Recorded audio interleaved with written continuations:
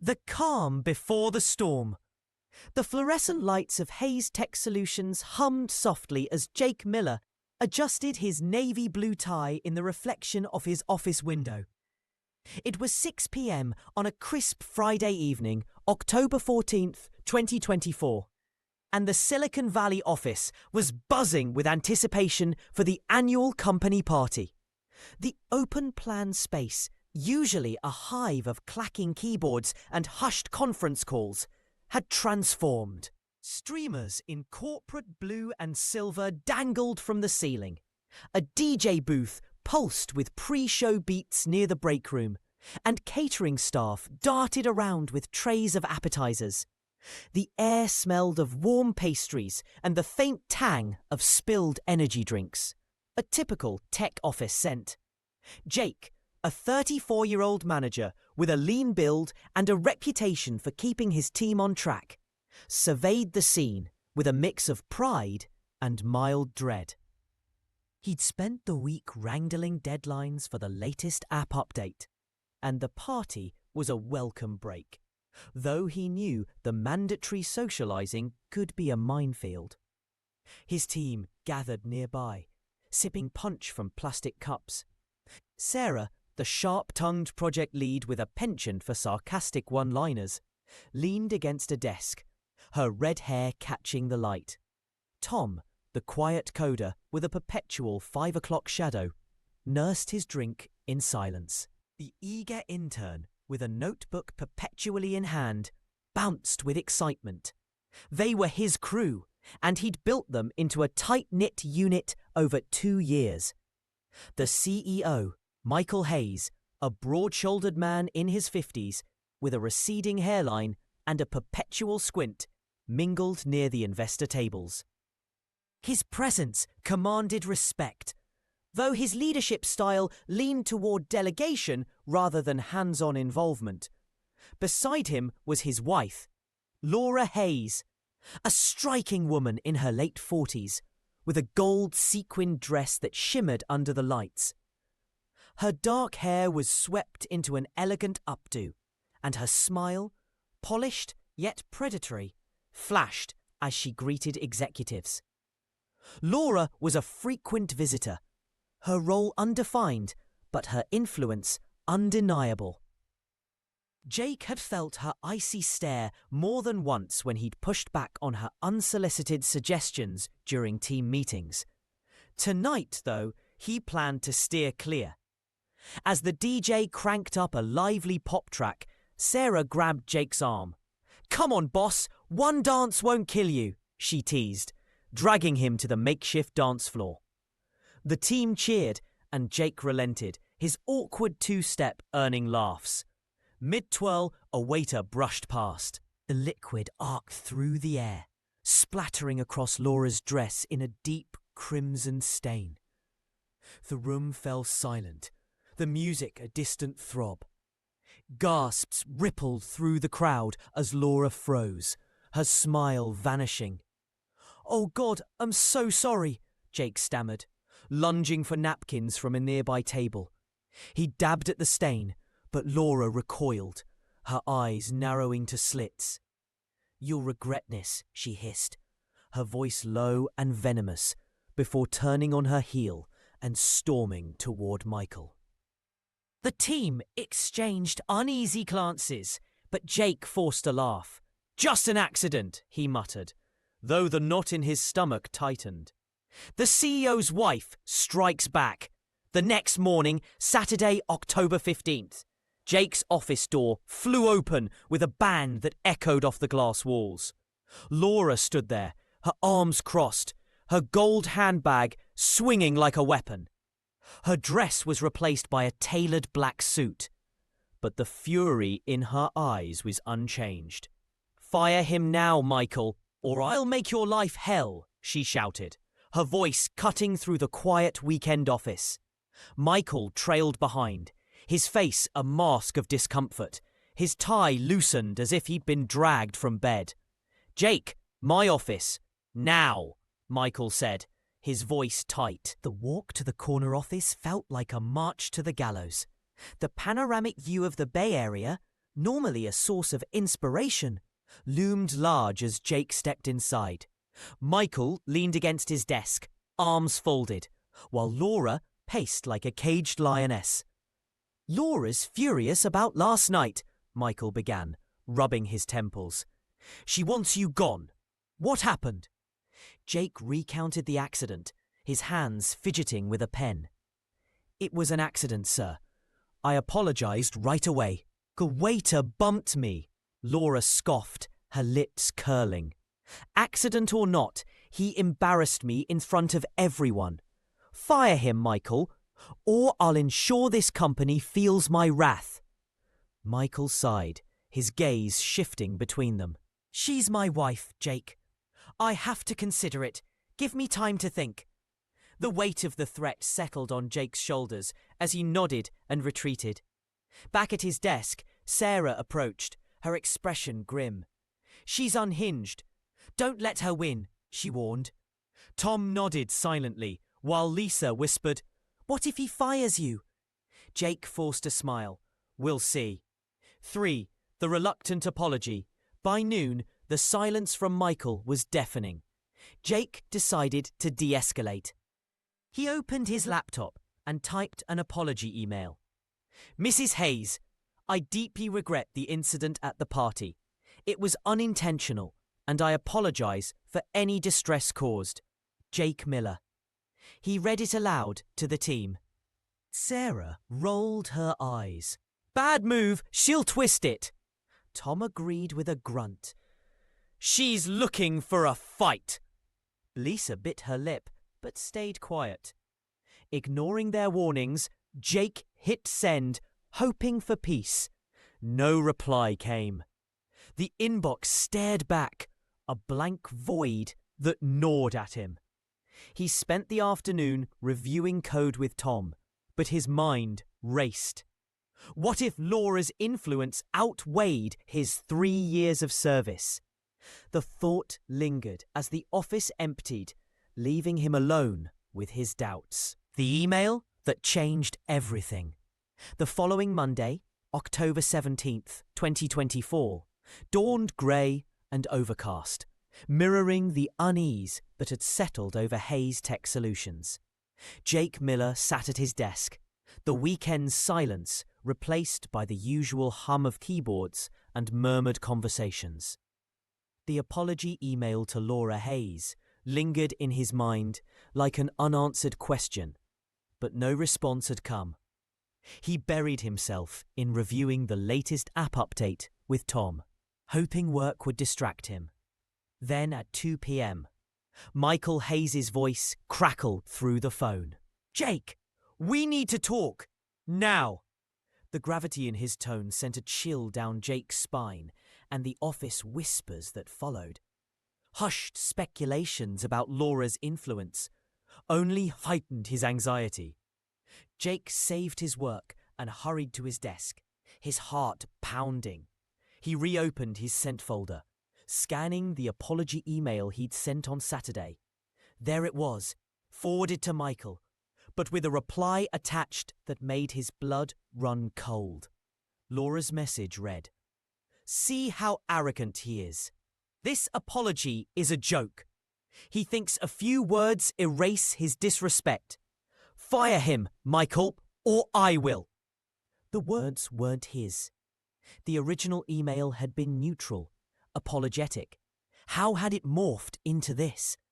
His fingers trembled as he scrolled, searching for clues. Then, a new email pinged into his inbox from an unknown sender. Check the attachments. Truth's there. The subject line was blank. The address, a random string of letters and numbers. With a mix of dread and curiosity, Jake opened the files. Screenshots filled his screen. Drafts of Laura's reply. Timestamps showing she'd edited his words with malicious precision. One version read, "I deeply regret, but I'm not sorry." A blatant twist. Another showed her adding the arrogant tone before forwarding it to Michael. The anonymous sender had captured it all. A digital whistleblower in the shadows. Jake's mind raced. Who could this be? A disgruntled employee? A tech-savvy ally? There was no signature, no hint, just the evidence he needed. He printed the pages, the printer's whirring, a stark contrast to the silence in his head. This wasn't just about a spilled drink anymore. It was a power play, and Laura had overreached. He needed to act before Michael caved to her pressure. Grabbing the stack, he marched toward the corner office, his resolve hardening with each step. His face went white. The door to Michael's office was ajar, revealing the CDO hunched over his desk, a cup of cold coffee forgotten beside him. Laura's voice echoed from a speakerphone, sharp and insistent. "I don't care what he says, Michael. He humiliated me. Do your job." Michael rubbed his temples, his squint more pronounced. He glanced up as Jake entered, his expression a mix of relief and dread. "Sir, you need to see this," Jake said, placing the printouts on the desk. Michael waved a hand to silence Laura's tirade and picked up the pages. The room fell into a tense quiet, broken only by the rustle of paper as he read. His eyes widened with each screenshot, his face draining of colour. The usual ruddy complexion faded to a pale grey, and his mouth opened slightly, as if words failed him. She did this," Michael stammered, his voice barely above a whisper. He looked from the pages to Jake, then back, the weight of the betrayal sinking in. The edited emails laid bare Laura's scheme, her deliberate distortion to force Jake's dismissal. And now Michael saw the truth. Jake nodded, his voice steady, despite adrenaline. "I sent a simple apology, sir. She twisted it. I don't know who sent these, but they prove it." Michael leaned back, staring at the Bay Area skyline through the window. The silence stretched, heavy with unspoken regret. Finally, he spoke, his tone firm but weary. "I've let this go too far. Laura's been meddling for months, but this crosses a line." The speakerphone crackled as Laura's voice returned. "Michael, what's happening? Are you firing him?" Michael reached over and disconnected the call, cutting her off mid-sentence. He stood, adjusting his tie with a sigh. "Jake, I owe you an apology. I should have seen through her sooner. These emails change everything. I'll handle it." By midday, word spread through the office like wildfire. Michael called an impromptu meeting, his voice carrying over the intercom. "Effective immediately, Laura Hayes' office privileges are revoked. Any decisions regarding staff will come through me or HR." The team gathered in the break room, exchanging stunned looks. Sarah grinned, nudging Jake. "You did it, boss." Tom offered a rare smile, while Lisa clapped excitedly. The gossip mill churned. Some speculated Laura's reign of influence had ended. Others wondered who the mysterious sender was. Back in his office, Jake sank into his chair, the adrenaline fading into relief. The printout sat on his desk, a tangible victory.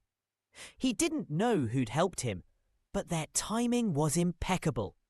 Maybe it was Sarah with her tech savvy, or Tom with his quiet resentment of Laura's interference. Or perhaps a neutral party had grown tired of her antics. Whoever it was, Jake owed them. Michael appeared at the door, his expression softer. "Jake, I'm sorry for doubting you. This mess is on me. Let's talk tomorrow about next steps." He paused, then added, "And thanks for showing me the truth." With that, he left, leaving Jake to process the day's upheaval. The afternoon passed in a blur of congratulations and cautious optimism. The office buzzed with a new energy, relief mixed with curiosity. Laura's absence was palpable. Her usual shadow no longer loomed over meetings or hallways. Jake fielded questions from curious colleagues, keeping his answers vague about the email's source. "Just someone who wanted fairness," he'd say, shrugging. As the clock neared 5 p.m., Jake gathered his team.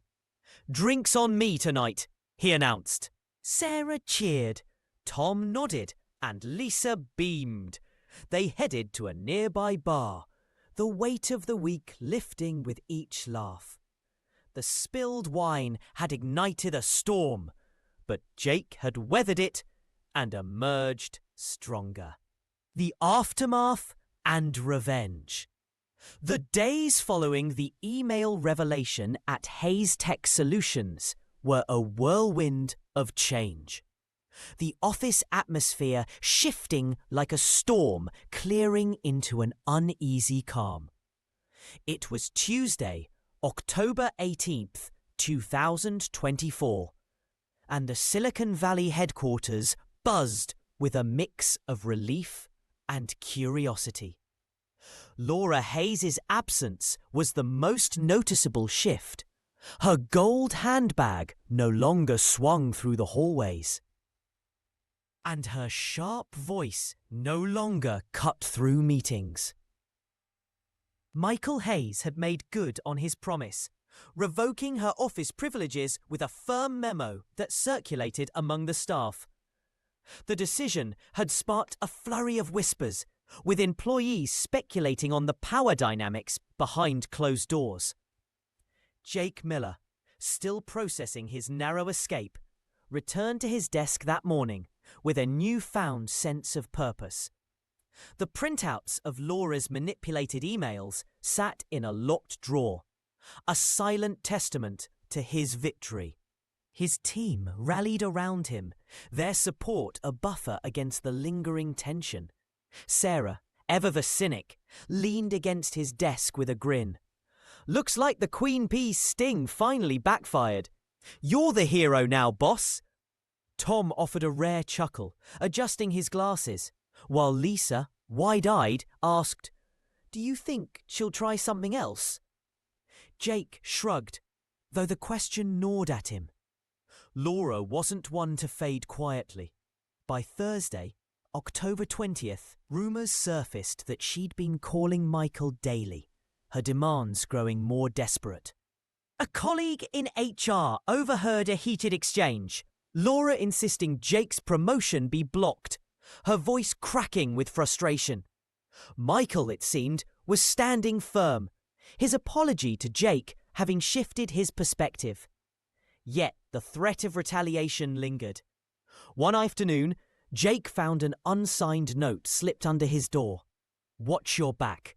She's not done." The handwriting was jagged, the paper creased, but it offered no clues. Was it a warning from the anonymous email sender, or a taunt from Laura's allies? The tension peaked on Friday, when an email blast from Laura's personal account hit the company inbox. Titled, "The Truth About Jake Miller," it accused him of sabotage and incompetence, claiming the wine spill was deliberate. The message was a patchwork of half-truths and exaggerations, but its intent was clear: smear his reputation before he could solidify his standing. Jake's stomach dropped as he read it, the office falling silent as employees scrolled through their phones. Sarah cursed under her breath. She's grasping at straws. Tom pulled up the original email thread on his laptop, ready to counter with evidence, while Lisa suggested reporting it to HR. Michael called an emergency meeting that afternoon. Standing at the front of the conference room, his face set with determination, he addressed the staff. "This email is a fabrication. The evidence Jake provided last week proves otherwise. Any further interference from Laura will result in legal action."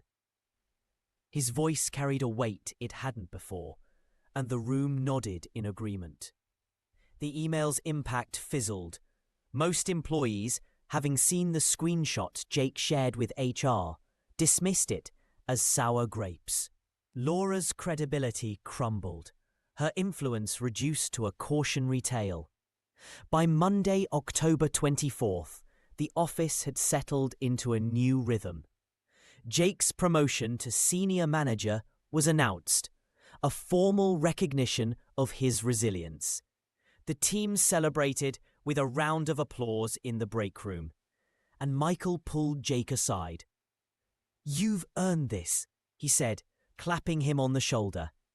"And I'm working on rebuilding trust here." "Thanks for showing me the way," Jake nodded, the weight of the past week lifting. The spilled wine had become office law, retold with laughs over coffee, how the manager outsmarted the CEO's wife. Laura's revenge attempts dwindled. A private investigator she'd hired to dig into Jake's past turned up nothing. His record was clean, his career a steady climb. By late October, her calls to Michael stopped, and her social media posts about the unfair treatment at Hayes Tech garnered little sympathy. The anonymous sender remained a mystery, though Jake suspected Sarah's tech skills or Tom's quiet resentment might be the source. Whoever it was, their help had turned the tide. A new beginning. November the 1st, 2024, marked a turning point. The office had shed its tension, replaced by a renewed focus on work and camaraderie. Jake stood at his new desk, the senior manager plaque gleaming under the lights. The Bay Area skyline stretched out beyond the window, a reminder of how far he'd come. The ordeal with Laura had tested him, but it had also forged a stronger bond with his team and a grudging respect from Michael. That afternoon, Jake organised a team lunch at a local diner, a thank you for their support. The place was a cosy spot off El Camino Real, with red vinyl booths and the aroma of burgers and fries filling the air. Sarah slid into the booth first, ordering a milkshake with a wink. "To the man who survived the Dragon Lady," she toasted, raising her glass. Tom smirked, sipping his soda, while Lisa chatted about a new project idea, her notebook open on the table. Jake laughed. The sound freer than it had been in weeks. "To new starts," he said, clinking his glass against theirs. The meal stretched into the afternoon, filled with stories and plans. Sarah recounted the party spill with exaggerated flair, turning it into a comedy routine that had them all laughing. Tom shared a rare anecdote about debugging code under Laura's glare, and Lisa sketched a flowchart for a team initiative she wanted to pitch. Jake listened, his mind drifting to the lessons learned, resilience, trust, and the power of evidence. The anonymous sender's role still intrigued him, but he decided to let the mystery rest. Their intervention had been enough. Back at the office, the atmosphere was lighter. Michael stopped by Jake's desk, a rare smile on his face. "Lunch looked fun," he said. "I'm glad things are settling. Let's keep the momentum." Jake nodded, already drafting a strategy for the next quarter. The team's morale was higher, their projects gaining traction, and the shadow of Laura's interference had faded. As the week ended, Jake reflected on the journey. The wine spill had been a catalyst, exposing cracks in the company's leadership and his own strength. He'd faced a powerful adversary and emerged not just intact, but elevated. The office, once a battleground, was now a place of collaboration. On Friday evening, he lingered at his desk, watching the sunset paint the skyline orange. A new email pinged. Another anonymous message with a single line. Well done. Stay vigilant. No attachments, no signature. Jake smiled, saved it, and closed his laptop. Whoever they were, they'd given him a second chance, and he intended to make the most of it. The following Monday, November 7th, Jake hosted a company-wide update meeting. Standing before the staff, he outlined the team's successes and future goals, his voice steady and confident. The room applauded, a sign of trust restored. Laura's name never came up. Her defeat, a silent victory. As employees filed out, Sarah whispered, "You're the real CEO now, boss." Jake chuckled, but the comment lingered. Maybe in time he'd rise higher. But for now, he was content to lead his team into a brighter future.